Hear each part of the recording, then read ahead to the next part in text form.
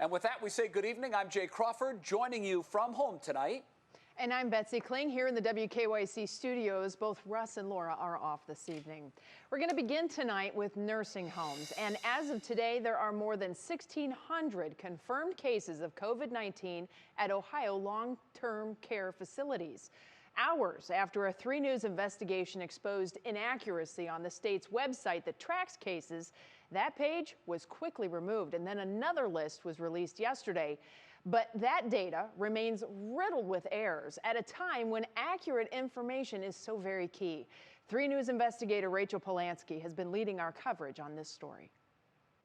Natalie Corriveau is part of a growing number of Ohioans suffering through the pandemic with a loved one in a nursing home. We haven't seen her for, I guess it's been 4 weeks now. She understands the need to isolate her grandmother, Patricia. She doesn't understand the lack of answers from health leaders. Honestly, just want the truth of what is the real deal. Natalie's grandmother was diagnosed with COVID-19 over the weekend, and Natalie's been relying on 3 News to keep her informed because of the inaccuracies on the DOH website. You were able to find at least 5 cases at the one specific facility my grandmother was at, and the state website doesn't even have any facilities in the county. Natalie's right. While the Toledo-Lucas County Health Department reported 24 facilities with active COVID-19 cases, none were listed on the state's website until this afternoon. I took these findings to the Ohio Department of Health.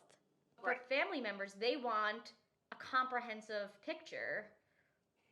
Why isn't the state providing that? The reason is because we didn't have an accurate way to collect that information from the local health department. Spokeswoman Melanie Amato admits there have been reporting discrepancies. She says prior to April 15th, counties did not have a uniform way to collect and report COVID-19 cases.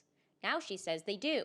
And so the bugs and the kinks for the local health departments to report this information need to be worked out, and we understand that. I continued to press her on the public's desire for more information. What about recoveries and what about deaths? That's something else that a lot of people want to see. Recovery is a great question, and I don't think is a question we actually thought of to start to provide for nursing homes. So that is a question I will take back to the officials higher up than me to figure out if that's something we can do. For deaths, the governor announced that we will now collect that information by county level. And we will start collecting that information, and that information will show on our database starting next Wednesday. But for thousands of families like Natalie's, these delays only cause more worry about their loved ones. That she'll pass, and we won't be able to have any heads up, and we won't be able to do anything to be able to, give her a hug or just say I love you on the phone. All right, now if you have a loved one in a nursing home, that website by the state is now up and running, and they did just update it today. That is available at WKYC.com. I do want to note, though, these are just current cases, not all cases, as we've been continually requesting.